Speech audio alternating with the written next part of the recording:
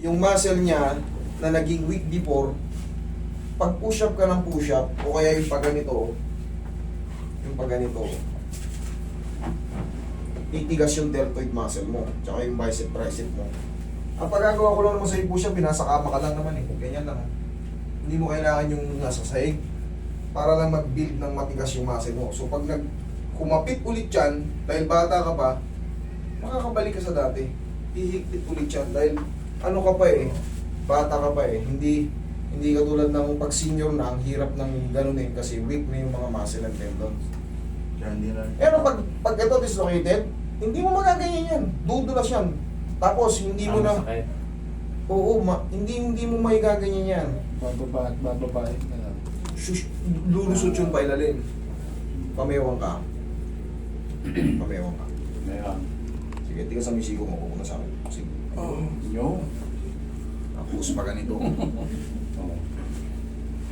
Tapos, konting haplos yung mga na-stress na mga muscle and ligaments and tendons. Tapos pagpupush-upin ko siya. Mahihirapan daw siya sa push-up. Tignan natin ngayon kung mahihirapan ka pa. Pag nakashoot ng maayos na yung head humerus mo, nakaform ng maayos sa nilalaruan niya, walang sasakit dyan. Okay? Dapat araw-araw pupusap. Oo, eto, maganda na yung build ng katawan niya eh.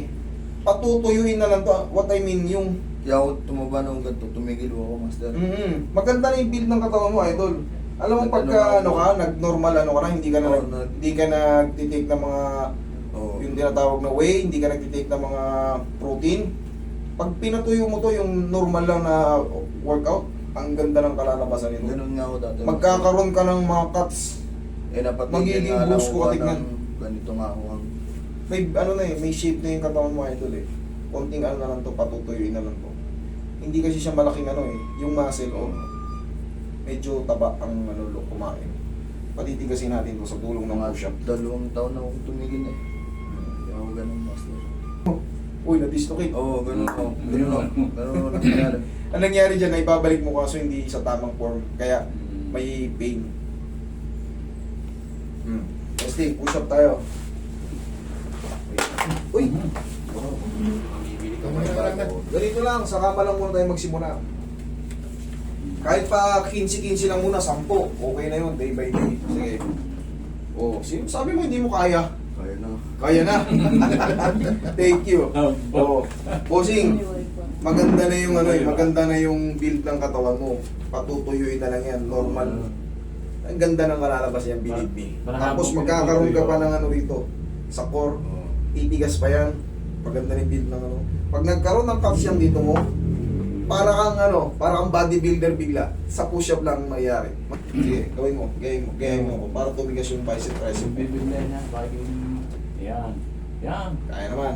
Kaya. Guys na. Okay. Simple lang yun, pero... Yung kaliwa mo. Paano nga din? Meron din sa kaliwa. Kasi yun na lang pwede. Sige, tigas mo. Wala. Hindi kagaya nito. Lakas na lagot. Dapa ka. Meron lang akong gagawin. Para perfect lahat. Hindi, to, idol? Ano lang to, sa bagay, yung bawas lang sa mga calories. Maganda kalalabasan nito kasi nga, nakahulma na eh.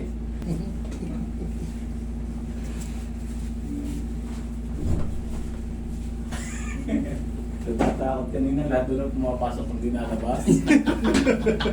Nakita mo, nasaktan ka ba? Massage mo, Roy. Nasaktan ka ba sa ginawa ko? Alignment, very simple lang, pero para kang nagpagawa ng... Diyan ka lang, sir. Alam niyo, para kayo nagpapagawa ng cellphone. Master, ito po, operado po yan. Hindi natin gagalawin yan. Alin na opera. Ito. Para walang nalabas, sabi wala. Hindi na kaya makalabas yung mga tanong na hindi na katawan mo ngayon. Hindi na nalabas. Hindi mo na mapapansin, dumadaan dun sa ano. Hindi kasi siya nakatingin. Ako tinatanong. Ako nga, labas. Tinatakot ko lalo. Saan pupunta yun? Di ba stuck tayo dito na? Una. Ayos na yan, idol. Ano sa'yo dyan? Ayos? Ayos. Ano? Anong kinakatakot mo eh? Wala namang parang ano. Yung sakit na pag ninaay na ano ko, binabalik. Yun yung Eh, huwag mong pag-start. Wala na, ano nga yung push up mo. Ganito nga ang gagawin. Wag po muna ibuhat na mabigat siya ng mga ganyan-ganyan ha. Oo. Push up muna tayo day by day. Maniwala ka sa akin. Pag nag-build yan kasi medyo may taba-taba ka pa ngayon eh. Pag lumabas na yung cuts dyan, matigas na yung muscle dyan, eh, kaya mo na lahat. Tsaka bata ka pa, makaka-recover pa yun, mabilis pa yun mag-build. Pwede siya mag-push up ng umaga hapon, no? Oo. Pansin ko dati, Master, pag umaga na ako, lumalabas siya. O ngayon, Pag Tagaluwi, hindi Ngayon, na ganun hindi mo na ngayon. lumalabas. o ngayon, ano ka? Ngayon, ano ba? Oh. Hindi mo yan magaganyan pag naka-dislocate yan, maniwala ka sa akin. Lulubog yan eh. Ah. Pero pag nakakat mo na, hindi na nga yung straight. Ngayon, pinorm ko lang, inayos ko lang sa position yung head humerus Oo mo. nga, umayos nga ako ano eh. Hindi mo dito wala, doon ang lakas. Oo. Okay? Oo nga. Thank you.